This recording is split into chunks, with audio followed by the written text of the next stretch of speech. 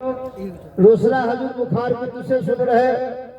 वास्तव में आपने साखी सुने थे कि सब संतन के बीच में सदगुरु कबीर फकीर पैदा हुए, प्रकट हुए।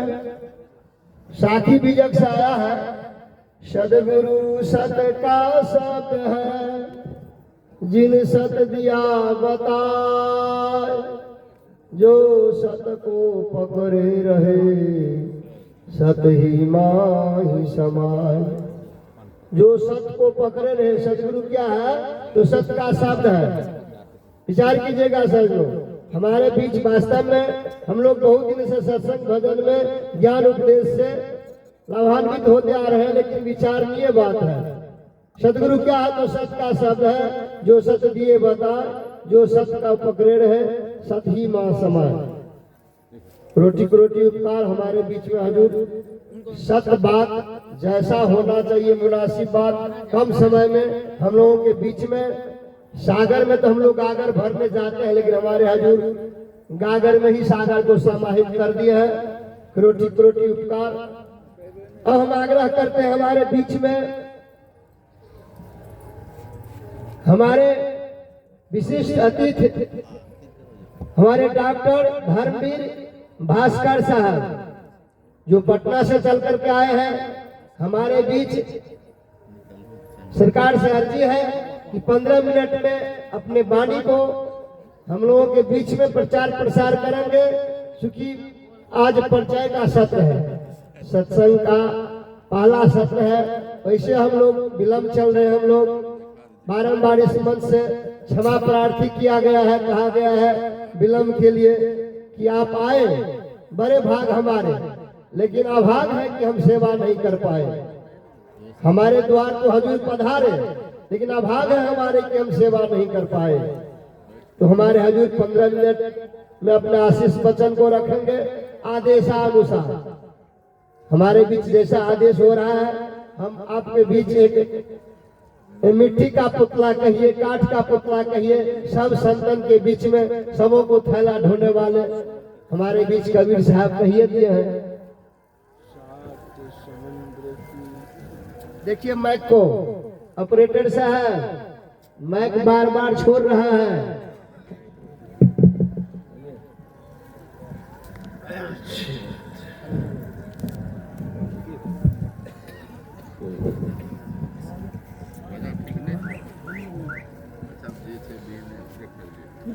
सात समुद्र की मसी करो, लेखनी सब बन राय, धरती सब कागज करो, तो गुरु गुण लिखा न जाए। गुरु की महिमा अनंत है, मोह से कहीं न जाए, तन मन गुरु को सौंप के, चरणों रहो समाए। शाही बंदगी, शाही बंदगी, शाही। आज की यह परम बेला, यह पावन धरती, इस सत्संग सरिता के आयोजन करता सहयोगी गण, आज हमारे आचार्य गद्दी रोसड़ा से आए हुए हमारे आचार्य साहब, हमारे और भी आचार्य सरकार लोग, गुरुजन, हमारे नेमी प्रेमी माताएं बहनें प्यारे बच्चों, सबके हृदय में स्वागतपूर्ण शाही बंदगी, शाही बंदगी, शाही। बड़े सौभाग्य से सत्संग में स्नान करने का मौका मिलता है, यह धन्य वो दिन है। आज सदगुरु कहते हैं कि बहुबंधन से बांधिया, एक बेचारा जीव, केवल छुड़े आपना, की छुड़ावे पीव। यहाँ तो इस संसार में नाना बंधनों से हमें बांध दिया गया है। जाति पाति, भेदभाव, वर्ण व्यवस्था, गांव समाज, जिला देश, ये सारी व्यवस्थाएं जो हैं यह बंधन में बनती जाने वाली है। आज हमारे साहब ने अभी सत्संग में सुनाया हमें कि हमारे गुरुजन भी हमें, बहुत सारे गुरु तो हैं, लेकिन सत्य को जो लखाएं, नहीं तो बंधन में ही खुद अभी अपने भी वही हालात में हैं, हमें भी बंधन में ही बांधते चले जाते हैं। और जब तक हम अपने जीवन को नहीं समझ पाएंगे, तब तक हम इस जीवन से ऊपर उठने का जो मेन हमारा लक्ष्य है, इस आत्मा को परमात्मा स्वरूप में समाहित करना, यह इस जीवन को समझने के बाद ही हो सकता है। तो यह जीवन क्या है? तो धर धरती के एक ही लेखा, जस बाहर तस भीतर देखा। यह धर इस संसार को कहते हैं, धर इस शरीर को कहते हैं, धरती यह संसार है।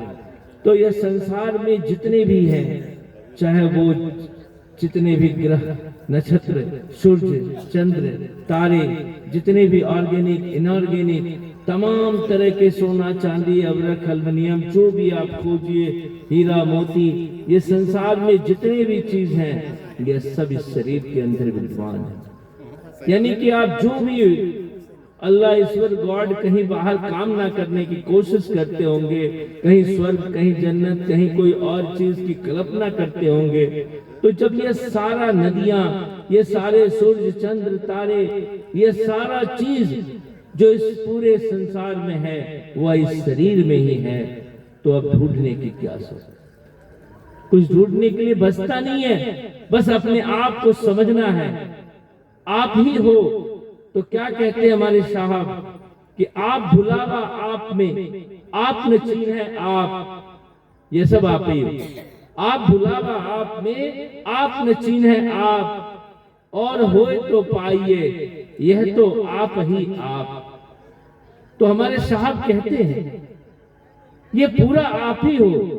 और इसको दूसरे शब्दों में साहब ने क्या कहा कि आप समाना शक्ल में, आप ही पूरे संसार में हो। आप समाना शक्ल में, शकल समाना ताज। अब कबीर समाना बूझ में, वहां दूतियाना, कोई दूसरा नहीं। किसके साथ अत्याचार, किसके साथ बेविचार, किसके साथ बलात्कार, किसके साथ बेईमानी, किसकी चोरी, किसके साथ दगाबाजी, वह है कौन? पहचानने की आवश्यकता है। कहां भटक रहे हैं आप? किस मूर्ता में पड़े हैं आप? किस मंदिर, मस्जिद, गिरजाघर, गुरुद्वारे में ढूंढ रहे हैं आप? यह तो पुरतहीन मूर्खता है। एकदम इसमें लेश मात्र भी जगह नहीं है। हमारे साहब ने अभी सुना दिया, उनके प्रवचन में संपूर्णता थी, सारी चीजें आपको मिली, बस जीवन में उतारना है।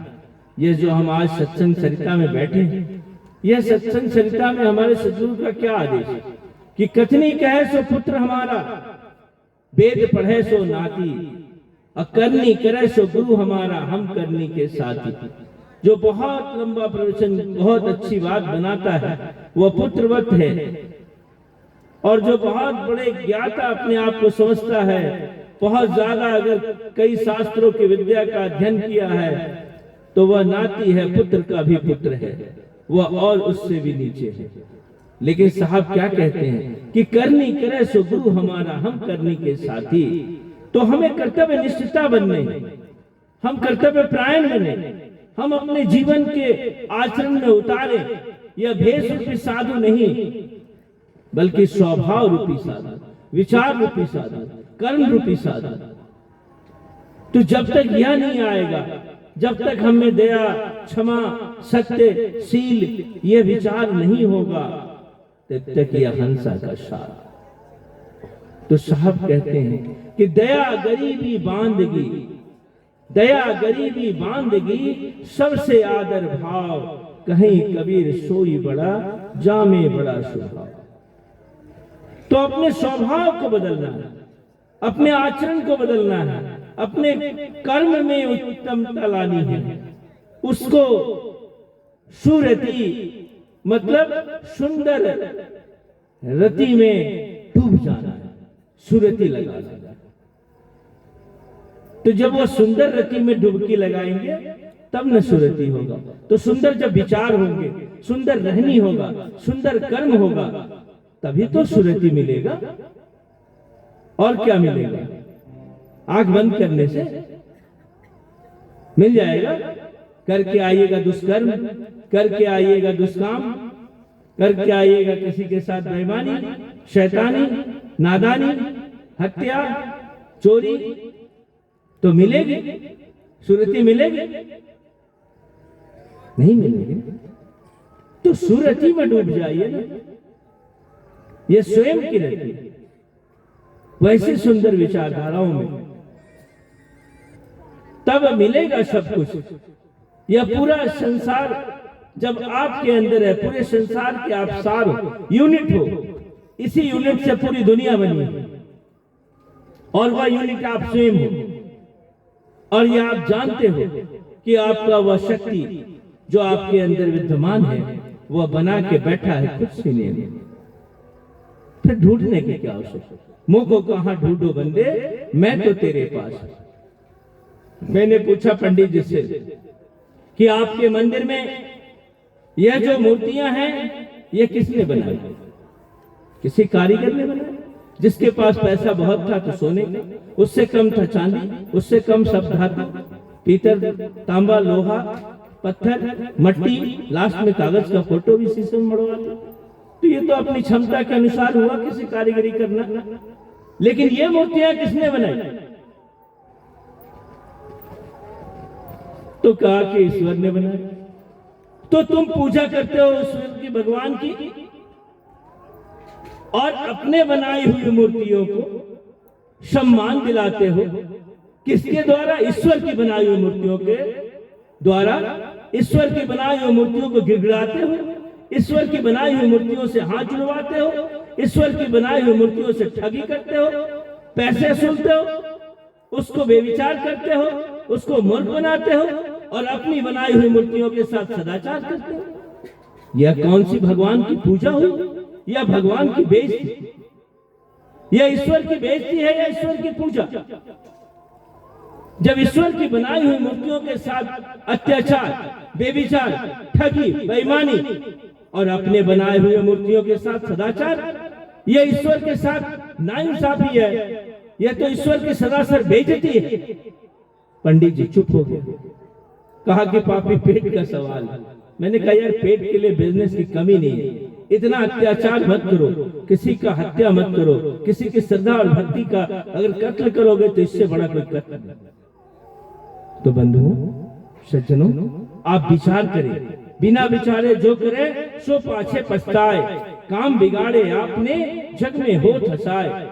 हम लोग आज भी उस मंदिर के सामने जाके थोड़ा इधर सदगुरु का भी नारा लगा लेते हैं और थोड़ा उधर भी उल्टा पुल्टा मार लेते हैं।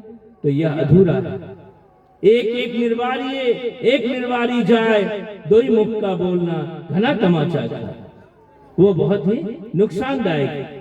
अपने आप में दृढ़ता लाइए, संकल्प लाइए, अपने जीवन को उत्तम बनाइए। आपसे बड़ा कुछ भी नहीं है और आप अपने जीवन के कर्म से ही आप अपना सारा कुछ पा रहे हैं। कहा है हम गुरुवर ने कि फसल और संतान दोनों के हैं आप किसान। जैसे आप फसल उपजाते हैं तो आपकी खेत अगर अच्छी नहीं है तो बीज अच्छा भी डालेंगे तो फसल अच्छा नहीं होगा। अगर खेत बहुत अच्छे से तैयार किया है और बीज घून खाया हुआ है, मिरनी है, तो भी फसल अच्छे नहीं होंगे। तो यह दोनों का ख्याल रखना होता है। उसी तरह से संतान के लिए कौन जरूरत की चीज है? तो भगवान। बिना भगवान की संतान उत्पत्ति नहीं हो सकती। तो वो भगवान कौन है? भग रूपी माँ, वान रूपी पिता। यह दोनों के संयोग से हम उत्पत्तित हुए हैं। इस संसार के सारे जितने भी हम प्राणी हैं वो तमाम इस भगवान की देन है। तो भगवान भग रूपी माँ और वान रूपी पिता, चाहे वो पहाड़ की कंदरे में हो, चाहे इंग्लैंड, अमेरिका, जापान में हो, चाहे वो इंसान आज इस धरती पे हो, सभी भगवान की देन है। तो भगवान को समझे और भगवान के ही कर्म से सबके भाग्य का निर्माण होता है। तो मतलब माँ पिता के कर्मों से औलाद का निर्माण उसके भाग्य का होता है। तो आपके ही खेती का देन है। जैसी धरती और जैसा बीज वैसी फसल। तो जैसी माँ, जैसे पिता, वैसे उसके संतान। यानी कि आपका ही पुण्य जन्म है, आपका ही पूर्व जन्म है। आपके माँ पिता और माँ पिता का पुनर्जन्म औलाद होता है। तो जैसी कमाई की है आपने वैसा फसल काटना पड़ेगा। आपके विचार दो रूप में होते हैं। एक निर्गुण एक सगुण।